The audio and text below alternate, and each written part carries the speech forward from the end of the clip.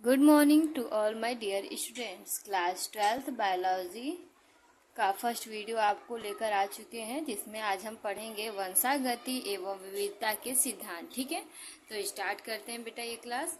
इसमें सबसे पहला क्वेश्चन पूछा जाता है, आनुवांशिकता किसे कहते हैं। ठीक है, तो उसमें हम लोग पढ़ेंगे जीव की एक पीढ़ी से दूसरे पीढ़ी में जाने वाले लक्षण वंशागत लक्षण कहलाते हैं। देखिए, कोई भी जीव है उसका कोई लक्षण है जो एक पीढ़ी से दूसरे पीढ़ी में जा रहा है, अर्थात मम्मी पापा से क्या रहा है, ऑफस्प्रिंग में जा रहा है, तो ऐसे लक्षण को हम क्या कहेंगे, वंशागत लक्षण कहते हैं।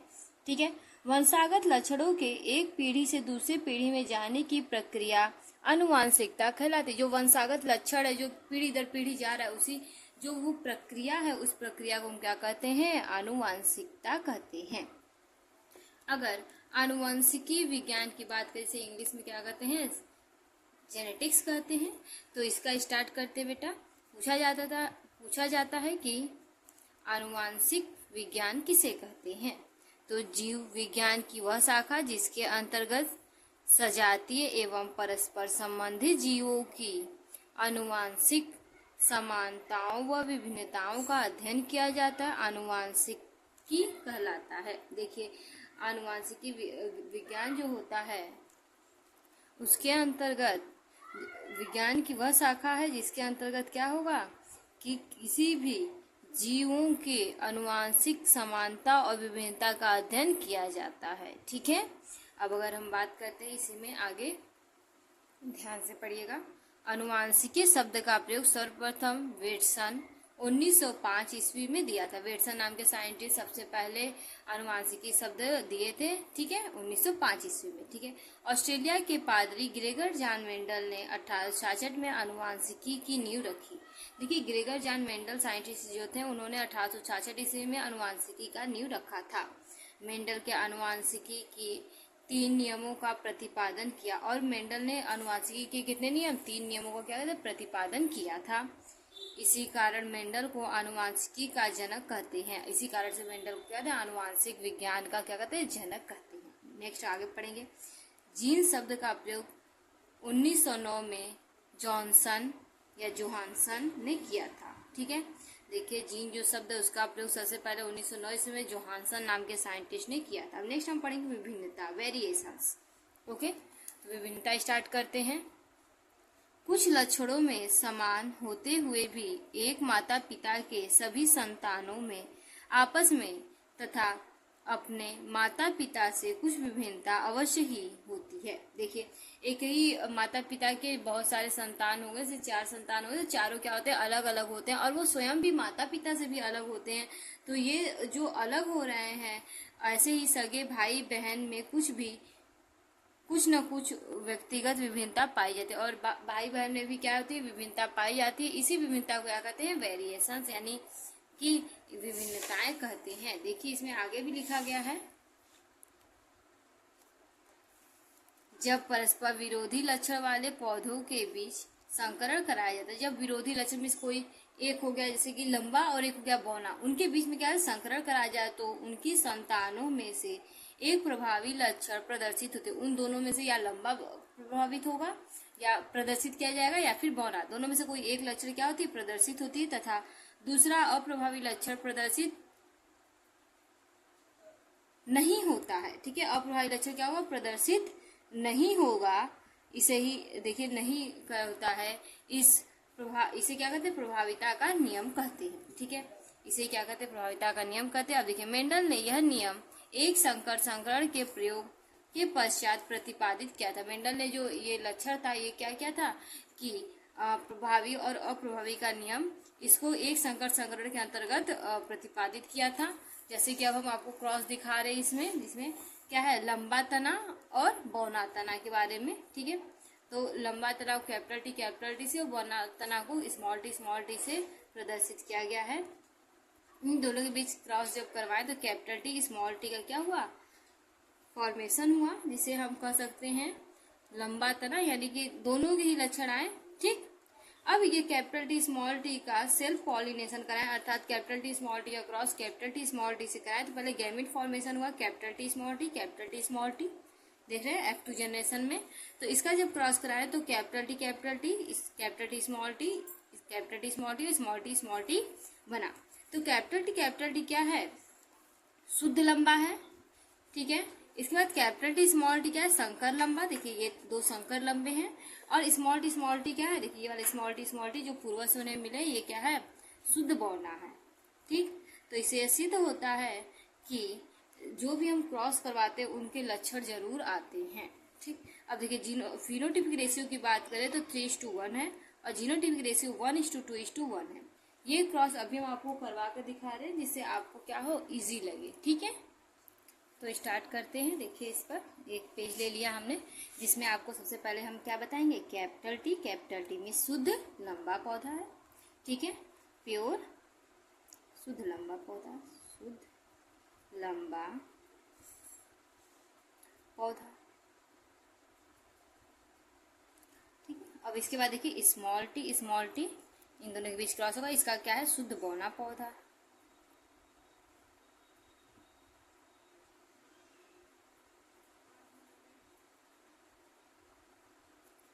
ठीक है। इन दोनों के बीच जब क्रॉस करवाएंगे तो पहले इसका गैमेट फॉर्मेशन होगा। देखिए कैपिटल टी और इसका होगा स्मॉल टी, ठीक है। एकदम क्लियर है, एकदम है ना, ठीक। अब देखिए इस कैपिटल टी का इस स्मॉल टी से कराएंगे तो क्या बनेगा, कैपिटल टी स्मॉल टी, ठीक। फिर इस कैपिटल टी का इस स्मॉल टी से क्रॉस करवाएं तो क्या बना, कैपिटल टी स्मॉल टी। फिर इसका इससे करवाएं तो फिर बना कैपिटल टी स्मॉल टी। फिर ये इट मीन्स ये जो लक्षण है ये मम्मी पापा से बिल्कुल क्या हो रहा है, दोनों का ही लक्षण आ रहा है, मम्मी का भी और पापा का, अर्थात शुद्ध लंबे पौधे का भी शुद्ध बौने पौधे दोनों का ही लक्षण आ रहा है। तो इसे हम क्या बोलेंगे, F1 जनरेशन के ये पौधे हैं और ये सभी क्या हैं, संकर लंबे। कैसे हैं, संकर लंबे पौधे क्या हुए, प्राप्त हुए। अब देखिए संकर लंबे पौधे का क्रॉस हम संकर लंबे पौधे से जब कराएंगे तो इसका भी गैमेट फॉर्मेशन होगा, ठीक है, कैपिटल टी स्मॉल टी। देखिए कैपिटल टी और स्मॉल टी, ठीक है। अब इनका हम क्या क्रॉस कराएं, जब कैपिटल टी का कैपिटल टी से तो क्या बना, कैपिटल टी जो कि ये शुद्ध लंबा है, ये देखिए यहाँ पे शुद्ध लंबा है। अब देखिए इस कैपिटल टी का इस स्मॉल टी से कराएं तो ये क्या है, कैपिटल टी स्मॉल टी यानी संकर लंबा।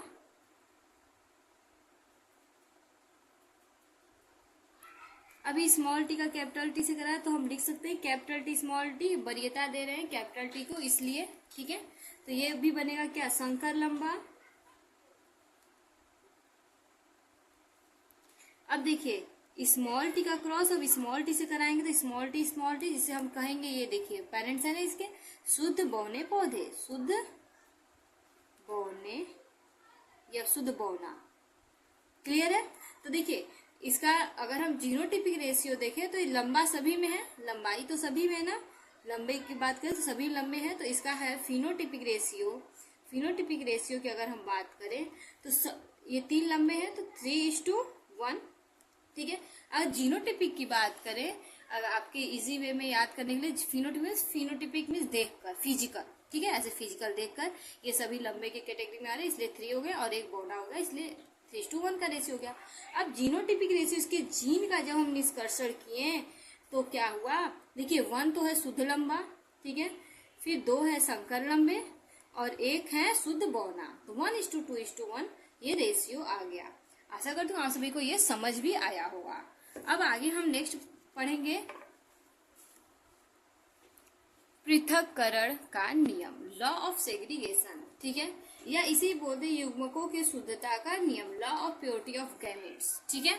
तो स्टार्ट करते हैं। इस नियम के अनुसार एक आनुवांशिक लक्षण की विभिन्नता एवं तुलनात्मक रूप से कारक कितने ही समय के लिए साथ साथ रहने पर भी अपरिवर्तित अर्थात शुद्ध बने रहते हैं, ठीक है।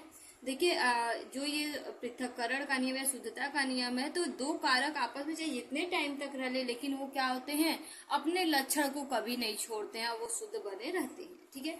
जिसके फलस्वरूप युग्मक में जाने वाले कारक सब शुद्ध होते हैं, इसीलिए इसी के फलस्वरूप युग्मक में जो कारक जाते हैं वो क्या होते हैं, प्योर होते हैं।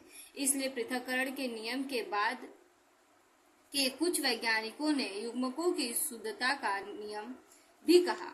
देखिए पृथक्करण के नियम को जानने जब तो कुछ वैज्ञानिक ने इसे युग्मों को शुद्धता का नियम भी नाम दिया, कुछ ने इसे संकरों के विलयन का नियम भी कहा, कुछ ने इसे क्या क्या संकरों के विलयन का नियम भी कहा। इसमें देखिए जैसा कि अभी हम आपको एक क्रॉस बताया है, सेम वही है, लेकिन इसमें क्या किया गया, लाल पौधा और या लाल पुष्प और सफेद पुष्प के बीच क्रॉस कराया गया है। सेम सिचुएशन इस पर भी लागू होता है। तो इसमें पहले देख लेते हैं, फिर हम लोग क्रॉस करके देखें। देखिए शुद्ध लाल पौधा देखिए कैपिटल आर से दिखाया गया और सफेद पौधे को स्मॉल आर से दिखाया, इन दोनों के बीच क्रॉस कराया गया तो कैपिटल आर स्मॉल आर है, जिसे शंकर लंबा पौधा बोलेंगे, सॉरी शंकर लाल पौधा बोलेंगे या पुष्प बोलेंगे, शंकर लाल पुष्प F1 जनरेशन ये है। इसके बाद ही देखिए अब इसमें क्या है, सेल्फ पॉलिनेशन जब हम कराएं F2 जनरेशन में, तो इसमें क्या होंगे, शुद्ध लंबा शुद्ध लाल, शंकर लाल और शुद्ध सफेद पौधे हमें प्राप्त होंगे। तो इसका क्रॉस करा कर देख लेते हैं। देखिए सेम ये भी क्रॉस आप कर सकते हैं, कोई कट नहीं करेगा। ओके, ये भी वही चीज है। अब हम इसको थोड़ा सा चेंज करके बता दे रहे हैं आप लोग को, इसको भी देख लीजिएगा, बहुत ज्यादा डिफिकल्ट नहीं है, बहुत इजी है। ओके, देखिए यहाँ पर सबसे पहले हम लिखेंगे कैपिटल आर जिसे हम बोलेंगे शुद्ध लाल पौधा या शुद्ध लाल पुष्प,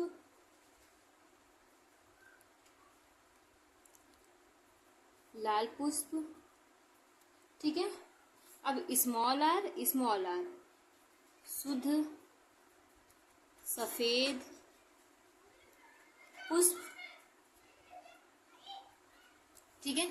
अब इन दोनों के बीच हम जब क्रॉस कराएंगे तो सबसे पहले क्या होता है, गैमिट फॉर्मेशन होता है, कैपिटल आर और फिर इसका भी गैमिट फॉर्मेशन होगा स्मॉल आर। देखिए इस कॉपी में बहुत ये क्रॉस नहीं दिखाया गया है, इसीलिए ये गैमिट फॉर्मेशन का क्रॉस दिखा रही है कि आपको और इजी समझ में आ सके, ठीक है। ये देखिए यहाँ पर डायरेक्ट लिख दिया गया, लेकिन मैं इसमें क्रॉस में दिखा रही हूँ आपको। ओके, तो देखिए अब देखिए कैपिटल आर का हम स्मॉल आर से कराएंगे तो कैपिटल आर स्मॉल आर बनेगा, फिर इस कैपिटल आर का दूसरे वाले स्मॉल आर से कराएंगे तो कैपिटल आर स्मॉल आर बनेगा, फिर इसे ही इसका कैपिटल आर स्मॉल आर, फिर कैपिटल आर स्मॉल आर बनेगा, फिर इसके बाद एक बार और कैपिटल आर और स्मॉल आर बनेगा। तो देखिए ये क्या था, ये F1 जनरेशन था, F1 जनरेशन, और ये क्या थे, ये पेरेंट्स थे, ठीक है, ये पेरेंट्स थे और ये F1 जनरेशन है। F1 जनरेशन में सभी क्या होंगे, सभी जो पौधे हैं वो क्या होंगे, शंकर लाल पुष्प प्राप्त होंगे, ठीक है, शंकर लाल पुष्प प्राप्त होंगे। क्लियर है। अब इसके बाद देखिए जब शंकर लाल पुष्प पौधे का क्रॉस हम शंकर लाल पुष्प पौधे से कराएंगे तो क्या आएगा, यानी कि कैपिटल आर स्मॉल आर का जब हम cross capital R small r से कराएंगे तो इसमें एकदम नियमतः चलेंगे, नियम के अनुसार कैपिटल आर स्मॉल आर बनेगा दोनों में, ठीक है, कैपिटल आर स्मॉल आर बन गया। इसके बाद देखिए कैपिटल आर का जब हम क्रॉस कराएंगे कैपिटल आर से तो क्या बनेगा, कैपिटल आर, ठीक है। अब कैपिटल आर का स्मॉल आर से कराएंगे तो कैपिटल आर स्मॉल आर हुआ, ये क्रॉस बहुत ध्यान से कराएंगे, ठीक है। फिर कैपिटल आर, फिर स्मॉल आर का स्मॉल आर से जब क्रॉस कराए तो स्मॉल आर, ठीक है। तो कैपिटल आर को हम क्या कहते हैं, शुद्ध लाल पुष्प, ठीक है, शुद्ध लाल पुष्प प्राप्त हुए, ठीक है। ये दो ठो क्या हुए, शंकर लाल पुष्प प्राप्त हुए,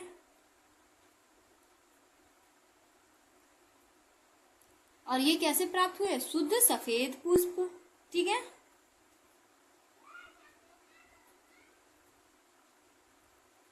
तो अब हम इसको देखिए यहाँ से जीनोटिपिक फिनोटिपिक रेशियो निकाल सकते हैं। देखिए अगर हम फिनोटिपिक रेशियो बताए तो यानी आप फिजिकल देखकर तो सभी इन तीनों में ही लाल दिख रहा है ना, लाल पुष्प, तो हम इसका रेशियो निकालेंगे 3:1।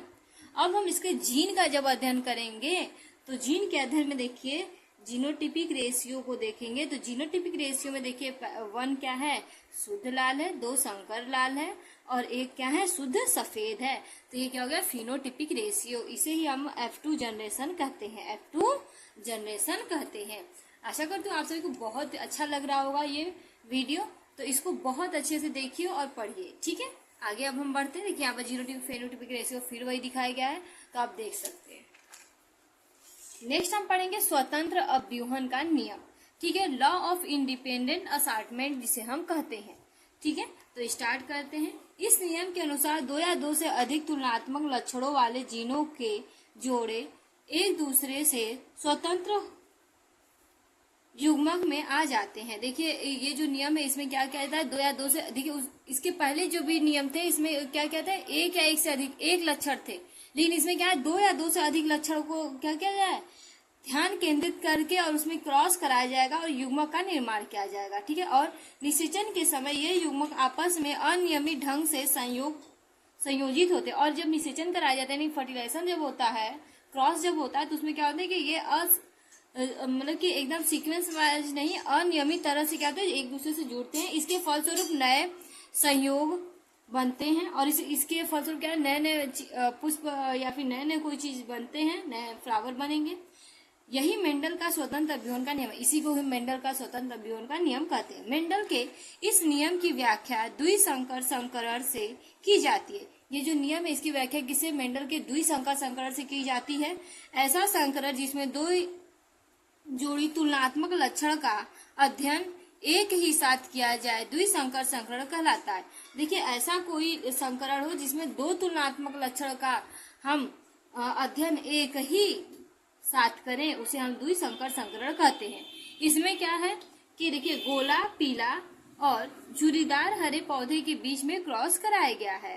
ठीक है, तो ये क्या है, पेरेंट्स है। ठीक है, गोला पीला झुर्रीदार हरा के बीच जब क्रॉस कराया तो इसमें क्या बना, हमें संकर गोला पीला पौधे F1 जनरेशन में प्राप्त हुए। अब F2 जनरेशन के लिए हमें क्या करना है, क्रॉस कराना। इसमें देखिए डीपली नहीं दिखाया गया, लेकिन मैं अभी आपको क्रॉस करा के अच्छे से दिखा रही हूँ। ठीक है, तो ये सारे क्रॉस अभी मैं दिखा रही हूँ, तो एक मिनट बस रुके। मेंडल के तृतीय नियम का क्रॉस लेकर आ चुके हैं, जिसको मैं अपने कॉपी पर करूंगी। तो स्टार्ट करती हूँ। ये देखिए ये कॉपी हम ले लिए हैं, जिसमें मेंडल के तृतीय नियम को बहुत ही अच्छे ढंग से समझेंगे। ठीक है, मेंडल के तृतीय नियम को समझने के लिए सबसे पहले हम बताएंगे कि इसमें दो लक्षणों को लिया गया है, जिसमें है पहला गोला और पीला। ठीक है, और दूसरा है झुर्रीदार और हरा। देखिए गोला पीला को हम गोला बोल सकते हैं राउंड, और पीला को येलो, इसी का जस्ट अपोजिट रखा गया है झुर्रीदार हरा। ठीक है, व्रिंकल्ड ग्रीन। ठीक है, इसे हम लिख सकते हैं गोला पीला, और इसे लिख सकते हैं झुर्रीदार हरा। ओके, अब इन दोनों के बीच हम क्रॉस कराते हैं तो सबसे पहले क्या होगा, गैमेट फॉर्मेशन होगा। इन दोनों लक्षण में से एक एक गैमेट सामने उभर कर आएंगे, यानी कि कैपिटल यहाँ से आगे, कैपिटल वाई यहाँ से। सेम सिचुएशन यहाँ भी लागू होगा, स्मॉल आर और स्मॉल वाई। ठीक है, अब क्या होगा, इन दोनों के बीच क्रॉस होगा। क्रॉस के फलस्वरूप हमें प्राप्त होगा capital R, small r, capital Y, small y. Okay, तो अब इनके बीच हम क्या करेंगे, इसमें क्या, अब इसी जगह सबसे मेन है, इसी जगह सबसे प्रॉब्लम होती है, सबसे दिक्कत होती है, जिसके कारण पूरा क्रॉस क्या होता है, गड़बड़ हो जाता है। इसमें अब सबसे पहले ध्यान क्या देंगे कि ये जो कैपिटल आर है इसका क्रॉस हम पहले कैपिटल वाई से कराएंगे। ठीक है, पहले देखिए कैपिटल आर का कैपिटल वाई से। ठीक है, फिर इसी कैपिटल आर का क्या करेंगे, हम स्मॉल वाई से कराएंगे। ये क्या है, हमारा फर्स्ट सिचुएशन है। ठीक, अब इसका दूसरे वाले का स्मॉल आर का कैपिटल वाई से क्रॉस कराएंगे, फिर यही स्मॉल आर का स्मॉल वाई से क्रॉस करेंगे। ये सेकेंड सिचुएशन, ये हमेशा याद रखेंगे। यहाँ पर अगर हम याद ये चीज रखते हैं तो पूरा क्रॉस एकदम सही सही होगा। ठीक है, अब जब हम इसका करवाते हैं जब क्रॉस, तो इसमें से हमको क्या मिलेगा, 4 ठो गैमेट मिलेगा। ठीक है, देखिए पहला हम करवाते हैं कैपिटल आर का capital Y, capital R capital Y.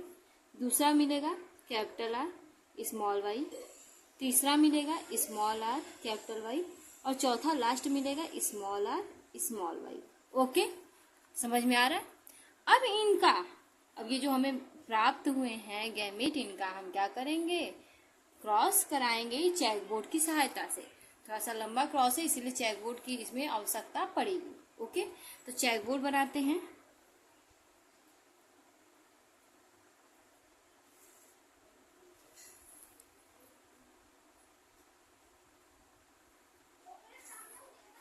बहुत ही ध्यान से चेक बोर्ड बनाएंगे। चेक बोर्ड के द्वारा क्या होता है, ये और इजी हो जाता है बनाना और इसको याद करना। ठीक है, देखिए ये देखिए चेक बोर्ड हम बनाना स्टार्ट कर दिए हैं, जिसमें बहुत ज़्यादा प्रॉब्लम नहीं हो रही है। डिस्टेंस सबका इक्वल रखेंगे, जिससे कि बहुत ही प्यारा देखने में भी लगे, क्योंकि अट्रैक्टिव होना भी बहुत ज़रूरी होता है। और प्लेस की काफ़ी अच्छा वो देखेंगे। अगर प्लेस अच्छा हुआ तो एग्जामिनर भी सोचते हैं कि अच्छा बच्चा किया है तो अच्छा मार्क्स गेन होता है। तो इक्वल डिस्टेंस और साफ सफाई चेक बोर्ड में होनी बहुत ही ज़्यादा ज़रूरी है। इस बात का आप सभी लोग भी ध्यान रखेंगे, इसीलिए ये सभी चीज़ मैं बता रही हूँ। ये देखिए मेरा चेक बोर्ड बनकर तैयार है। तो इसमें देखिए ये चारों ये दिखिए। आपको हम दूसरे कलर के पेन का भी यूज करके बता रहे, जिससे कि आपको और अच्छा लगे देखने में। ठीक है, तो प्रॉपर अभी तो हम ब्लैक पेन लिए हैं। देखिए यहाँ पे हम लिखेंगे कैपिटल आर कैपिटल वाई, यहाँ पे capital R small y, small r capital Y, small r small y. ठीक है, इसका क्रॉस सेम इसी चीज से होगा। यहाँ पे देख सकते हैं हम कि क्या है, capital R capital Y, capital R small y, इसके साथ ही स्मॉल आर कैपिटल वाई और स्मॉल आर स्मॉल वाई। ठीक है, अब इनका क्या करेंगे, हम क्रॉस कराएंगे। ठीक है, तो देखिए कैपिटल आर का कैपिटल आर से क्रॉस करवाएं, कैपिटल वाई का कैपिटल वाई से, तो कैपिटल आर कैपिटल वाई बना। ठीक है, इसी तरह ये देखिए कैपिटल आर का कैपिटल आर से पहले क्रॉस करें, इसका इससे, फिर देखिए कैपिटल वाई स्मॉल वाई, तो कैपिटल वाई को हम क्या करेंगे, प्राथमिकता देंगे। ठीक है, ऐसे ही क्रॉस हम करवाते जाएंगे। यहाँ पे देखिए कैपिटल आर, ठीक है, स्मॉल आर, ये दूसरा आर, फिर कैपिटल वाई, ऐसे ही आगे बढ़ेंगे हम, capital R small r, capital Y small y. अब देखिए इसको ध्यान रखेंगे और इससे क्रॉस कराएंगे। ठीक है, देखिए कैपिटल आर, फिर इसका दूसरा क्या है कैपिटल आर, फिर कैपिटल वाई है और स्मॉल वाई है, इसका क्रॉस ऐसे होगा। ऐसे ही जल्दी जल्दी हम सभी को क्रॉस कर लेते हैं। देखिए आप सभी को मैं आशा करती हूँ समझ में आ रहा होगा। अगर नहीं समझ में आ रहा है तो आप एक बार मुझे इसको कह सकते हैं। ठीक है, मैसेज कर सकते हैं बिल्कुल, और मैसेज करने से क्या होगा, ये और अच्छे से आप लोग को एक अलग लेकर आ जाएंगे हम इसका वीडियो। ठीक है, अब देखिए इसका इससे करवाएंगे, तो कैपिटल आर को हम क्या करेंगे, प्राथमिकता देंगे। ये चीज हमेशा याद रखिएगा, कैपिटल आर को प्राथमिकता देनी है। ठीक है, तो ये क्रॉस मैं जल्दी जल्दी कर लेती हूँ। ठीक है, जल्दी जल्दी क्रॉस कर लेंगे तो जल्दी जल्दी आप लोग को इसके बाद का समझ में आएगा। ओके, ठीक है, तो बस लास्ट बचा हुआ है, ये देखिए, और ये खत्म हो गया यहाँ पे। ठीक है, अब देखिए ये जो है, अब सबसे पहले हम इसको उठाकर देखेंगे। ये चीज देखिए, इसको हम क्या करें, गोला पीला बोलेंगे। ठीक है, तो इसका नेमिंग हम यहाँ पर लिख लेते हैं। देखिए यहाँ पे लिखेंगे सबसे पहले आर से राउंड, वाई से येलो। ठीक है, ये देखिए गोला पीला। तो यहाँ पर एक साइड में हम इसका चार्ट की तरह बना लेते हैं कि आपको समझ में आए, या फिर इसी जगह बता देते हैं, आपको यहाँ भी समझ में आ जाएगा। ये वाला जो है ये किसको डिनोट कर रहा है, गोला पीला को, गोला पीला। ठीक है, ये देखिए ये क्या है, कैपिटल आर से गोला को दर्शाते हैं और स्मॉल वाई से हरा। ये क्या है, गोला हरा।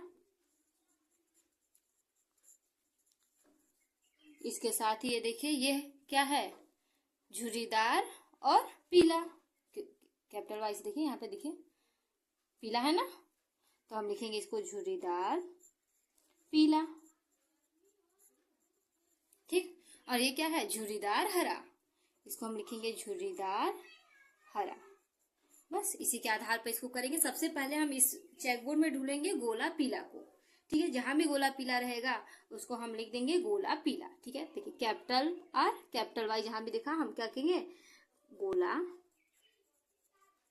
पीला लिखते जाएंगे। देखिए यहाँ भी हमको दिख रहा है कैपिटल आर कैपिटल वाई, जहां भी कैपिटल आर कैपिटल वाई उसी को बस ढूंढना है अभी। ठीक है, तो इस पर ध्यान केंद्रित करेंगे हम कि गोला पीला सबसे पहले ढूंढेंगे। यहाँ भी देखिए कैपिटल आर कैपिटल वाई, तो इसको भी हम लिखेंगे गोला पीला। यहाँ भी देखिए कैपिटल आर कैपिटल वाई, तो यहाँ भी लिखेंगे गोला पीला। ठीक, यहाँ भी देखिए कैपिटल आर कैपिटल वाई, तो इसको भी लिखेंगे गोला पीला। ठीक है, यहाँ पे देखिए कैपिटल आर कैपिटल वाई नहीं है, स्मॉल वाई है। ठीक है, यहाँ पे देखिए कैपिटल आर कैपिटल वाई है तो इसको भी लिखेंगे हम गोला पीला। यहाँ पे देखिए नहीं है तो यहाँ पे छोड़ देंगे। यहाँ पे देखिए कैपिटल आर कैपिटल वाई तो यहाँ भी लिखेंगे गोला पीला। यहाँ पे देखिए कैपिटल आर कैपिटल वाई है तो इसको भी लिखेंगे गोला पीला। सभी कैपिटल आर कैपिटल वाई को ही सिर्फ ढूंढना है। देखिए यहाँ पर नहीं है, यहाँ पर नहीं है, ठीक है, स्मॉल आर हो गया तो वो चीज नहीं है। अब यहाँ पे देखिए कैपिटल आर कैपिटल वाई है तो इसको भी लिखेंगे गोला पीला। इसके साथ ही यहाँ पर कैपिटल आर तो है, कैपिटल वाई नहीं है, यहाँ पर कैपिटल वाई है तो आर नहीं है, यहाँ पर नहीं है। तो अब हम देखेंगे कि गोला पीला सभी छाट लिए। अब हम दूसरे वाले पे आएंगे, गोला और हरा पे, ठीक है। तो गोला हरा को क्या करेंगे, अब हम मार्क करेंगे। देखिए कैपिटल आर और स्मॉल वाई होना चाहिए। तो अब जहां पर हम देख चुके हैं वहां पे हम नहीं जाएंगे, ठीक है, ये चीज हमें याद रखना है, जहां पर हम देख चुके हैं वहां पे नहीं जाएंगे। तो देखिए इसमें पर यहाँ पर है गोला पीला, सॉरी गोला हरा, तो यहाँ पे लिखेंगे गोला हरा। और देखिए यहाँ पर कैपिटल आर स्मॉल वाई है तो इसको भी लिख सकते हैं गोला हरा, गोला हरा। अब देखिए कैपिटल आर स्मॉल वाई कहाँ है, यहाँ पर है कैपिटल आर स्मॉल वाई, तो इसको भी लिखेंगे गोला हरा, ठीक है। इसके बाद हम देखेंगे कि कहाँ पर ये है आपका सेकेंड वाले पोजीशन पर हम जाएंगे, झुरीदार पीला की तरफ। तो झुरीदार पीला देखिए यहाँ पर है तो हम इसको लिखेंगे झुरीदार पीला। यहाँ पर देखिए capital small r capital Y है, देखिए झुरीदार पीला, यहाँ पर भी लिखेंगे झुरीदार पीला। और यहाँ पर भी एक है देखिए स्मॉल आर कैपिटल वाई, तो इसको भी हम लिखेंगे झुरीदार पीला, ठीक है। अब लास्ट वाला जो हमारा बचा है वो बस एक ही है, उसका नाम है झुरीदार और हरा, ठीक है। इसको हम लिखेंगे झुरीदार हरा, क्लियर है। अब हम इसको काउंट कर लेंगे। देखिए अगर हम बात कर रहे हैं फिनोटिपिक रेशियो की, फिनोटिपिक रेशियो की, तो फिनोटिपिक रेशियो देखेंगे। अब हम सबसे पहले गोला पीला को सबसे पहले काउंट करेंगे, 1 2 3 4 5 6 7 8 9। गोला पीला कितना है, 9, तो 9 हम कर देंगे, ठीक है। अब देखेंगे दूसरा हम किसको मार्क किए थे, गोला हरा हो, तो उसको देखेंगे 1 2 3, क्या है ये 3 है, ठीक है। इसके बाद तीसरा मार्क हम किए थे झुरीदार पीला को, तो ये कितने 1 2 3 है, तो इसको फिर H2 करके 3 लिख देंगे। और फिर लास्ट में क्या बचा, झुरीदार हरा, तो ये कितना है 1 है, ठीक है। तो 9:3:3:1 क्या है, ये रेशियो है फिनोटिपिक, ठीक है, और लॉ ऑफ इंडिपेंडेंट असार्टमेंट का। आशा करती हूँ आप सभी को ये वीडियो समझ में आई होगी। नेक्स्ट वीडियो लेकर आऊंगी जल्दी, तब तक के लिए थैंक यू।